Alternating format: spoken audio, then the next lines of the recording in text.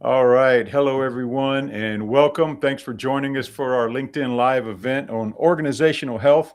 And today we're talking about how sexual harassment in the workplace impacts organizational health. And have working with organizations for and leaders for as long as I have, I've realized that sexual harassment is not an HR problem. Okay, it's a leadership issue that needs to be corrected, needs to be dealt with, but a lot of times we just don't do it. So I've got a guest today. Lisa Sheldon is a co-founder of Faro Point Consulting, and this is what she does. So welcome, Lisa, Thank you. I'm and happy to be take here. take a few minutes to introduce yourself and tell us about Faro Point and how you're involved in this.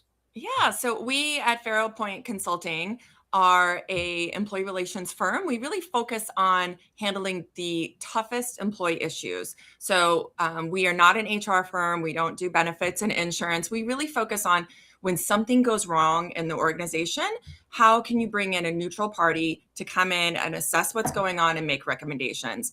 Unfortunately, a lot of those issues that arise are misconduct related, whether that's harassment in general or sexual harassment specifically. That's an area that we specialize in. My partner Allie and I come from the US government. We were federal employees for more than 20 years.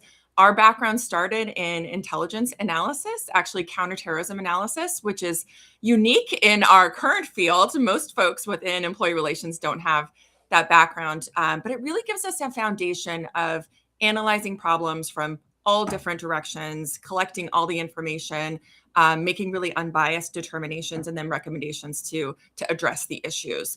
I was part of an agency of 2000, and I was brought in to head up the sexual assault and sexual harassment standing up of the program and then running the program for several years. So I have unique insights into what you can see in large organizations, problems with addressing sexual harassment, mistakes that are made, and also among small organizations that we at Faro Point have worked with as well. So I am very pleased to be here. I think this is the timing of this is really critical in that when it comes to talking about harassment, talking about sexual harassment, we've definitely seen a drop off in those discussions in the last few months, but it doesn't mean there's a drop off of issues within organizations. So I'm really happy to be here. Absolutely. So whenever I talk about a topic, I always think it's important to define the topic, right? Yeah. And so let's do that. Maybe if you can help us out defining what sexual harassment is, because a lot of times I think we make assumptions Yeah. that it's, there's a physical aspect to Mhm. it, or and maybe that's limited to it. And so let's define it. What is sexual harassment? So we can do it really simply in a broad term that would just be unwanted behavior that's sexual in nature. So that's the easiest way that we can define it. And then lots of organizations will sort of tack on explanations of what that behavior might look like, what it might sound like. I'll just hit on the first part, unwanted behavior. So when we think about two coworkers who are working together, so I think back to my husband and I who met in the military. We're both in the Army at the time. And when I give classes on sexual harassment, I will say, how many of you have met your partner or your spouse in your work environment? And invariably, it's a quarter of the people say, yeah, Yeah. I met my spouse at work or at a work event. And that means at one point, one person had to ask the other person out. And the other person said yes, which means it wasn't unwanted. So when we think about those relationships that are within a work environment, if it is two people dating, casually dating or more seriously dating, but it's wanted, then it does not fall into the sexual harassment category. The one caveat I would make to that is when we see a power dynamic. So if Mhm. it is somebody who is a CEO of a company or someone's supervisor, maybe a subordinate does want their supervisor to ask them out, but it's not appropriate for that work environment. But that really comes down to the policy of the organization or the company about internal dating. When we talk about unwanted behavior of sexual nature, when we look at that word behavior, it can be discussions, it can be statements directly to someone, it could be statements to another person about someone.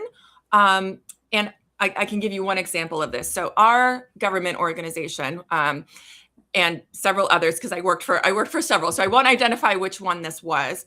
But every summer there were interns that came in from Mm. college during the Yeah. summer, And there would be comments from, I'd say typically guys who would be very excited when the summer college female interns came in, and they would make comments to each other about what the new interns look like. So those comments were certainly sexual in nature. It was how attractive they were, how short their skirts were, whatever those comments they were making. It wasn't to the person, but it was about them. And those were sexually harassing comments. Very likely they were not wanted. They weren't wanted. I didn't want to hear those comments. So it was unwanted by me, even if it wasn't directed at me. So that's sort of the statements that we can see that would fall in line with sexual harassing statements. And that runs the gamut between talking about someone's attractiveness level, talking about potential sexual behaviors, talking about really lots of different things that could really be on that line. And we can talk more about like where the gray areas as well.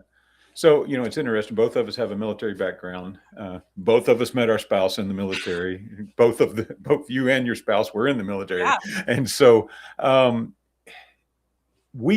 know I saw this more in the military, and then, spending another 20 something years in federal service, I didn't see it as much, but I think it was my fault, because not that I was going to look for it, but it wasn't directed at me. But you mentioned about the comments. So whose responsibility is it to address these things, the comments, or, like if an intern came in and didn't hear the comment? It's kind of like if a tree fell in the woods to make a sound. So if an intern didn't see it, exactly. And talk about that. I think you're not alone, Larry. I think a lot of people would say, well, if it's not bothering anyone and we are in on the conversation, what does it really harm? And I think this gets to the crux of this conversation about organizational health.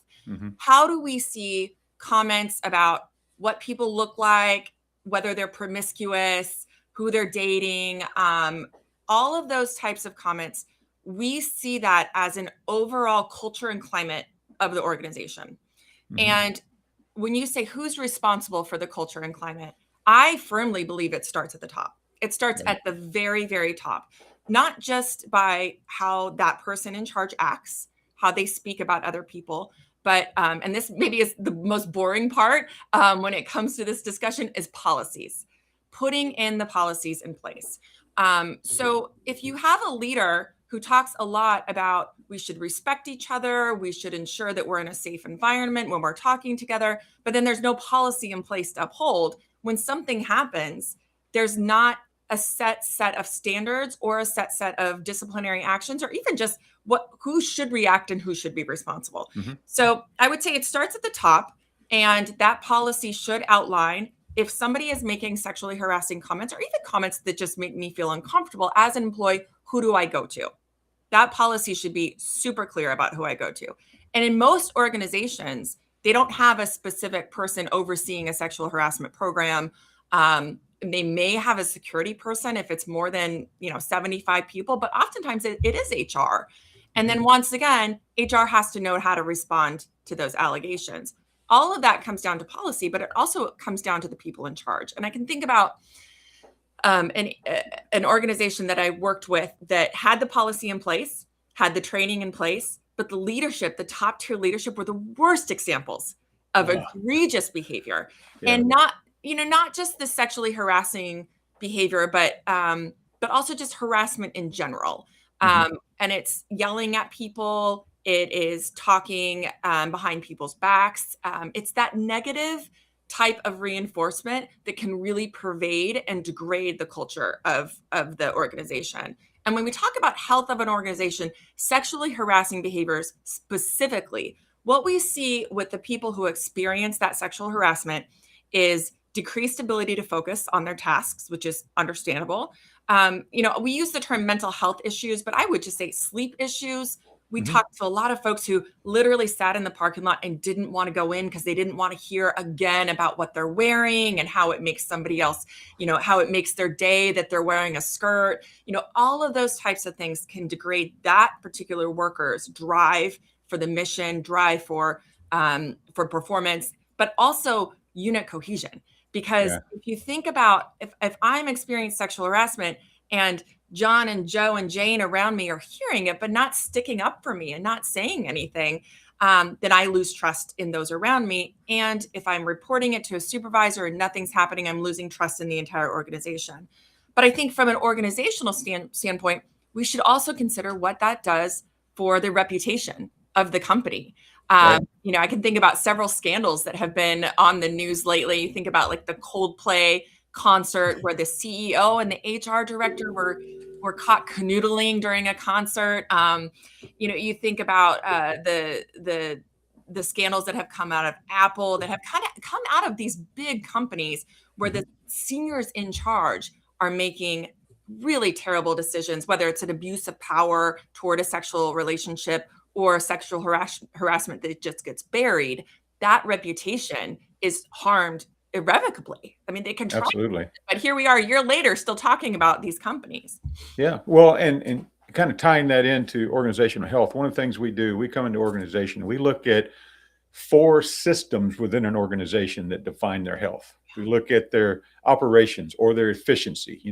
Do they deliver what they say they deliver on a timely manner? And are they making money? Yeah. And then strategy, right? Did the leadership develop a strategy that aligns with their vision, mission, and values? We look at their culture. Okay, does it support all of those? And we look at their leadership, primarily their leadership development. How are they developing leaders that are going to touch all of these systems? And we use a green, yellow, red. Where do you score in these? That determines how we help you. And you hit it on the head with, it's a leadership responsibility, because that's what sets the standard that everyone else is going to mirror. So let's say you got a policy, because here's one of the things I see in a lot of these is, I have a policy against sexual harassment. We have training. We send everybody to it, check the box. But what about enforcement and holding people accountable? Do you see a lot where they may have a policy and they're training everybody, but it still happens, like as you mentioned, that those leaders are the worst offenders? Well, we can't get rid of Bob because Bob is a high performer. Yeah. All right. But at what cost? At what cost? That is an excellent question. And we're talking today about sexual harassment, but I think this can really cross over into the big bullies, the leader, the supervisor who is great at driving the team, but has constant turnover of team members because of yelling, because of demeaning comments, that sort of environment. So number one, it does start with a commitment of the leadership to say, this is not something we want in our company. Here are the values that we uphold, and here's what we're going to do when you don't uphold those values. And having some sort of disciplinary action or disciplinary administrative process. So what's the first step when someone, whether it's, let's say it's I'm gonna think about a supervisor and a subordinate. And let's say the subordinate comes and says, my other coworker made comments to me about what I look like, and it makes me super uncomfortable. So what we see is there's a policy in place, but that supervisor says, well, I've got 2 employees. It's a he said, she said, or, some sort of situation. I don't really know what happened. And maybe they didn't mean it that way. Or they say, oh, I'll talk to her and I'll tell her not to say those things. But they never take action because it's uncomfortable. Yeah. And it's hard to do. And it feels like confrontation, and they don't want to get in the middle of it, and they're hoping it'll just go away. So I would say, the challenge that we find most often is not people are doing too much, that people are firing people who shouldn't be fired. And that's a question I get a lot about, like, what about false accusations? It's pretty rare. What we see is inaction.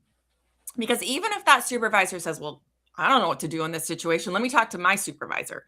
And then that supervisor says, oh, I know John, he would never say that. Like somebody's blowing that out of proportion. Just don't worry about it. Or they'll say, I don't think that's really sexual harassment. Talking about like how nice she looks today or how beautiful she is. She should be complimented. That's not sexual harassment. Even if she doesn't want to hear those things or he doesn't want to hear those things. Right. The inaction is where we see the most risk from companies. So when we see things progress where an employee has reported something, there's a policy in place. Mhm. They've been trained on it. The company does not follow the policy that's in place. Nothing is done. That's when you see a lawsuit down the line filed. That's when you see that company's risk profile really skyrocket. So I think it starts with training, not just our supervisors, but training our employees. Not just the typical PowerPoint training where everyone sits and you go through the slides or you click through the requirement, but real Yeah, life. which we all go to the end and take the test, I'll go to right? that. Because we've done it so many times. Is sexual harassment bad? Yes, it's bad. Of course it's bad. But I think what is really lacking, and this is what research has shown, is that sort of training, the death by PowerPoint, Mhm. click through all the slides, is the worst sort of training when it comes to sexual harassment and harassing behaviors to counter that in the workplace. What is most effective is small group training and role playing and scenarios. Because what we find is that when people are in the situation, they react not only differently than what everyone around them would expect, but they react differently than what they themselves would Mhm. expect. And there's this really excellent study done in academia a few years ago, where they did this survey of a group of women and said, what would happen if you were in an interview one-on-one and the interviewer started making comments, sexually harassing comments? And the women who were taken, there was 50 women, they said, oh, I would throw the paper in his face and march out. I'd yell, I'd be angry. They all reported that they would be angry and that they would leave immediately. And then they tested that scenario on Oh, actual test wow. subjects. They pulled in people and said, we have a job offer at this university and we want you to come interview for it. I don't know how they passed ethics to do this, but they did. And they tested 50 more women. And you know what happened? Not a single person left. Not a single person threw down the paper and walked out the door when the interviewer started making these sexually suggestive comments. And most of them reported the feeling that they felt wasn't anger, it was fear. And Yeah. they locked up and Yeah. every single one answered every single question, including really inappropriate questions like, do you have a boyfriend? Do you think women should wear bras at work? I mean, these questions were like, why would anyone ask you that? But they answered them because when you're put in that position, your response is not like what you expect. Yeah. And Larry, you mentioned like we were both in the military, and the military is a really interesting organization to think about scenario and role playing. Because of course, Mhm. when we went to basic training, when we went to advanced training, everything's done in an environment to teach you to react, but to Right. not think when you react, because you're practicing so much that you know what to do. But most sexual harassment training, we don't practice that way. Right. If Yeah. I overhear someone saying a comment to John about how great his butt looks today, what should I do in that situation when I'm like, we're at work? That's not appropriate. Right. So there's actually a scenario-based training that we can do, and we do this as Farrell Point. We can come in and give this type of Mhm. training as well about what do you do when you're a bystander and you see bad behavior, because that's really in a company or an organization, that's what's going to shift the culture to say, hey, that's not okay. So there are 4 different things that we recommend, and this is very standard throughout the industry. I'm not coming up with these on my own. I'd love to claim them, but they're not my. Look at, well, you should. I Just know. trademark them. Call them something else. Yeah. So what are the options that I have as a person? And when we do this role playing and training, we talk a lot about your own personality, because not all of us have the same inclination to take action. Not all of Right. us are an extrovert. But the four sort of options, and this is great to practice through within your own workforce. And whether it's a bullying statement, a harassing statement, or just like, oh, dude, don't tell that joke at work. That's not okay. So the first option is just a direct option. I go up to John and I say, John, that's not okay in our office. Don't do that. And some people, depending on my relationship with John, depending on my personality, might feel totally fine doing that. I'm actually one of those people that I feel okay just saying, hey, not okay. Right. Not everybody feels that way. Another thing that I could do is distract. So let's say John is telling this joke to Jim, and Jim's like, his face is like, oh my God, I can't, I don't want to hear this joke. What am I doing? I can just go up and say, hey, Jim, come here. I need you for a minute, and just pull him out of that situation for Mhm. that moment so that it's not continuing, and then address it later on. Yeah. The third thing is to delegate. So maybe I don't feel comfortable interrupting whatever's happening over there, but I feel like I need to let somebody know. Delegate. The third D, just go tell a supervisor, tell somebody else. And then the fourth thing, and I think this doesn't come up a whole lot, is addressing it in a delayed manner. So delay is our fourth D, and it means a month ago I heard something and it wasn't right, and it's just been gnawing at me. But now I Hmm. think it might be too late to do anything about it. And what we say that when it comes to this space, in most organizations, there is no statute of limitations. If I Right. found out that someone was sexually harassed or sexually assaulted a year ago, I can still go forward and report it. And I think, there's this perception that maybe there's an expiration on something egregious happening and that now I'm in the wrong because I didn't report it. And I would just encourage companies to ensure that their employees know that even if it happened 6 months ago, a year ago, they can always come forward and bring it up. Because what we No, absolutely. find is that once somebody thinks that it's okay to act that way Mhm. in a work environment, that behavior can escalate and it can expand to other people. Yeah. And you talked about the avoidance of doing anything. And I think sometimes that feels safe in the moment, especially even if you're the recipient of it, Yeah. because you don't want it to continue. So I'm going to avoid it now. I'm out of once I get away from the situation, it's like it's over. But it's not, Yeah. because if it's going to continue, and the cost is long term. Mhm. So avoidance is an option, but not a good option, right? No, And it's not a great option. And oftentimes yeah, we find people who leave their jobs yes. because of how awful it was. And they never tell anybody. They just leave. Oh, I found something else, and we don't understand, because nobody does exit interviews anymore to I find out, know. why is Lisa leaving? She Yeah. was doing great, and Yeah. but you made a comment earlier, and I wanted to come back to it. You said, "What if I said, hey, Bob, your butt looks good." When we were preparing for this, you saw I was sending out some marketing posts like, "Hey, come check this out. It's going to be a great topic. Things we need to talk about." I think it was yesterday or the day before, and um, and I mentioned that I don't know why that I know, we switched this just around. switched. That's That's okay. weird. And I started writing it out, and I mentioned, that what would it be like to have an organization where women are valued, da da da da da. And then I started thinking, I was like, wait a minute, are women the only one that gets sexually harassed? So I changed it when Yeah. I just put people. Yeah. Um, and so let's talk about that a minute. Yeah.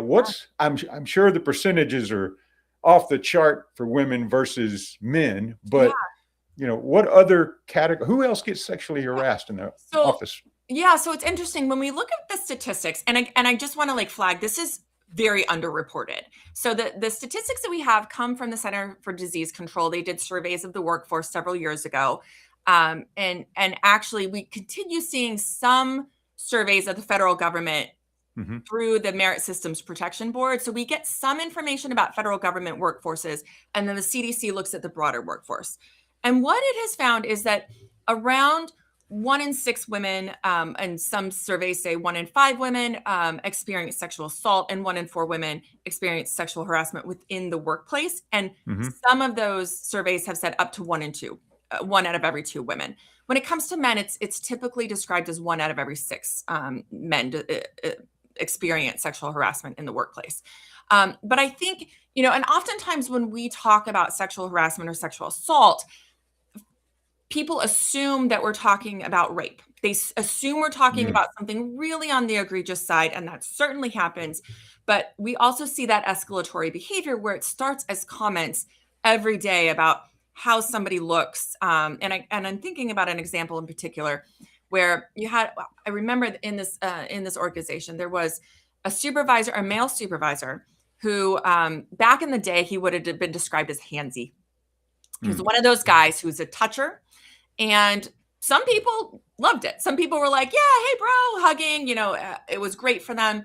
But it became more than just um, collaborative, sort of hugging, collaborative It was a hand. lingered hug. It was a lingered hug, and we had a gentleman who came forward and said he would come up behind me and massage my shoulders.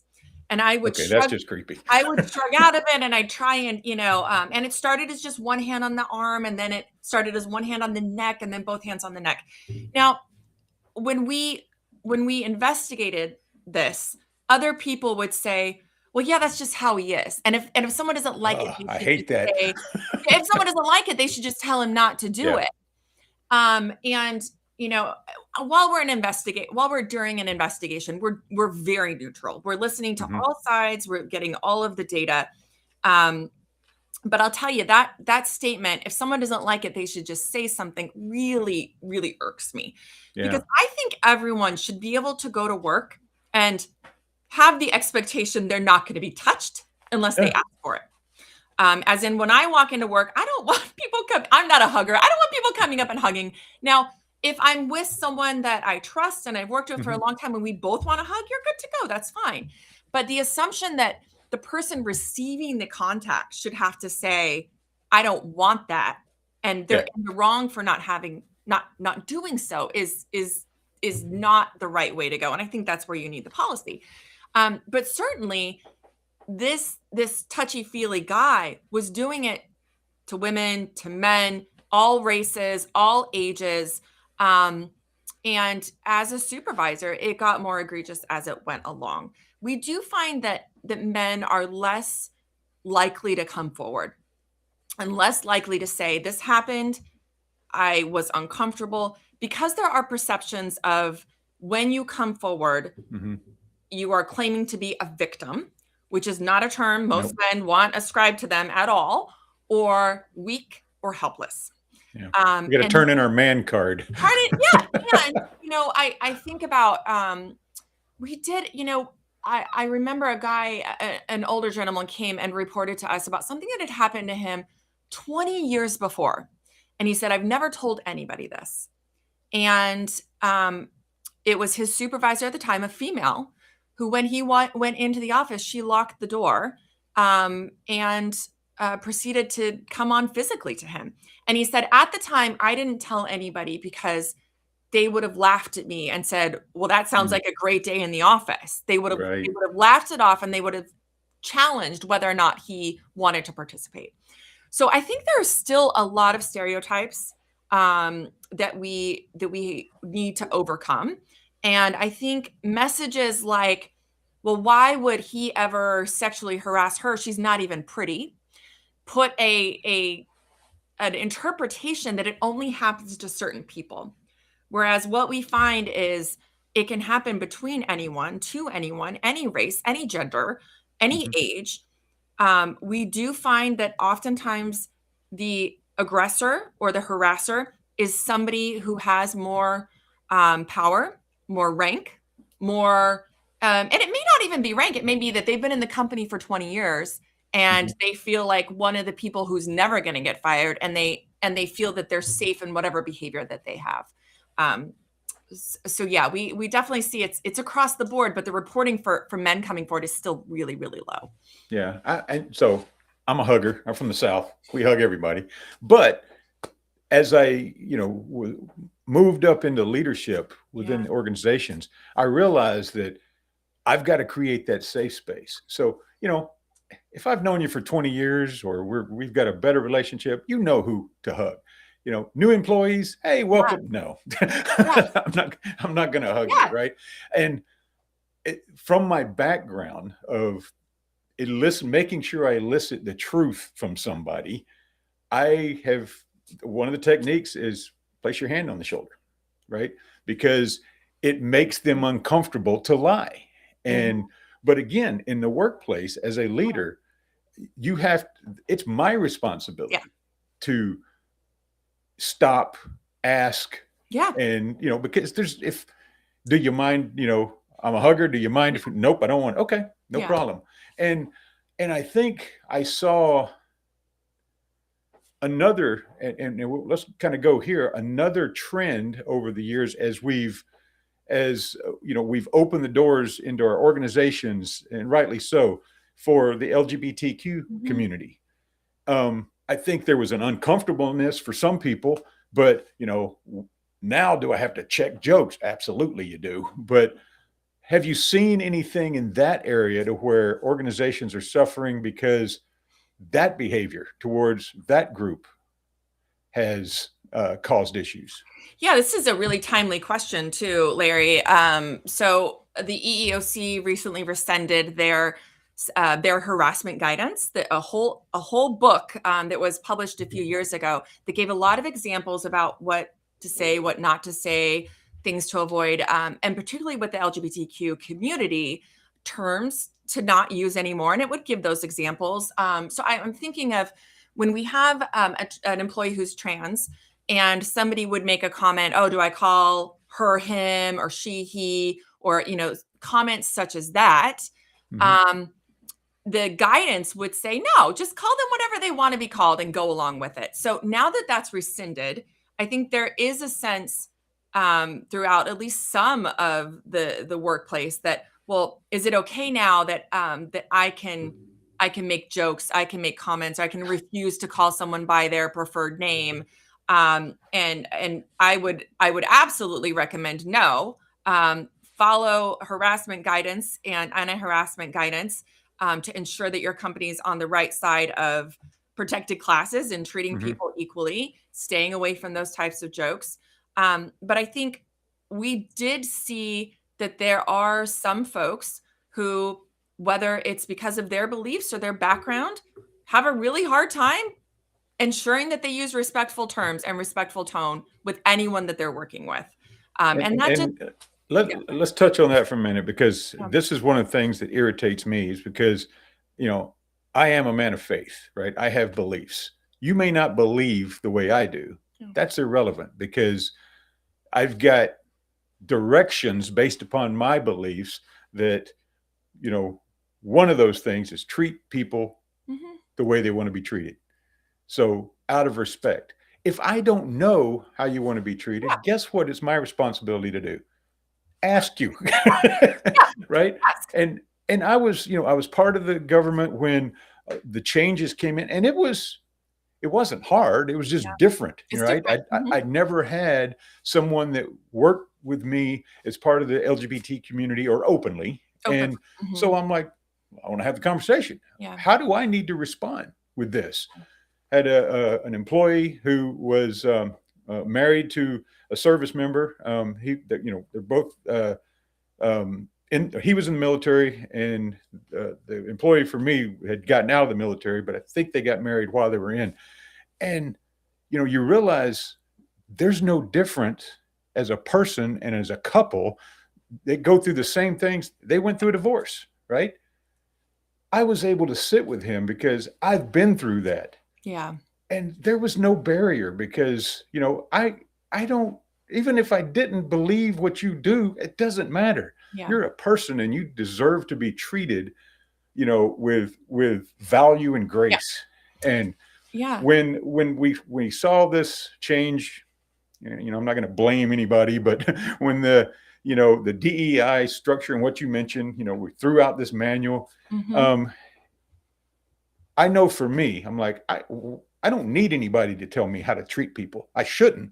But unfortunately, there's a lot of people out there that do. Yeah. So when you took that away, you took the guidelines, because you mentioned it. Oh, so now I can do those. Why would that be the first thought that came through your mind, is that now I can tell jokes? All the jokes. Yeah. Yeah. And I'm not sure that that's necessarily going to happen, but I think what happens is there's just less emphasis on treating other people with dignity and respect, regardless of their backgrounds, regardless of their beliefs. Mm-hmm.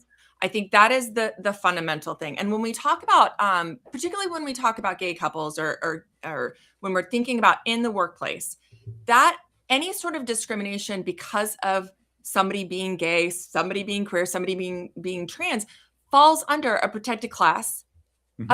of sex and gender. So there is certainly an aspect to this where if I'm a supervisor and I have two employees, if I'm treating somebody differently because they're gay, that is absolutely a protected class that I cannot discriminate toward them, or there are going to be repercussions. Whether it's a company and that person goes straight to the EEOC, or if they're a federal government worker, there's certainly cases that they can go through an EEO office. But the bottom line is we need to treat everybody equally. And that goes to documentation as a supervisor. So we did have cases where people, I worked EEO issues as well. So if people come forward and say, my supervisor gave me a bad review, was that review based on poor performance, or was it based on a protected class? Was it based on them being a woman, them being a man? And when it comes down to doing an investigation, we're going to look at the documentation. Mhm. Is there documentation about performance? And there were times where there wasn't. Right. And then when we do the investigation, we hear from other coworkers that, yeah, that supervisor does talk about women behind their back. So even if this employee's issue was because of their performance, if the supervisor's behavior reflects discrimination based on a protected class and there's no other documentation, that supervisor's in the wrong, and administrative actions are going to happen. Yeah.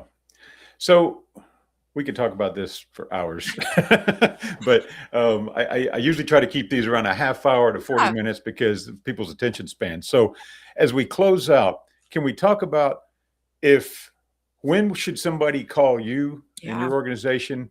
And I'm going to put, while you're talking about that, I'm going to put up your little QR code there. It's like, if they want to contact you, QR code that takes you to your website. So go ahead. Thanks, when Larry. Should we call you? That is great. So we strongly recommend, if there is an accusation of misconduct, whether that's sexual harassment or harassment in general, that an organization look to say, are we the best people to address this allegation? If the allegation is against a senior, anyone in the C-suite, or if the allegation is about widespread misconduct, it's about multiple allegations, we definitely recommend bringing in a neutral body, whether that's Faro Point Consulting or another company. Definitely recommend having someone from outside the organization come in to review the allegations, review the company action so that they're actually taking action, not continuing to sit the people right next to each other where the allegations started. That a neutral investigation is done and then recommendations done. Number one, that's going to help decrease risk of escalation toward lawsuits. It's going to help ensure that all of the company knows that the leadership takes this seriously. And it's going to ensure the recommendations are appropriate for the type of actions that were taken. So that's when we recommend bringing us in.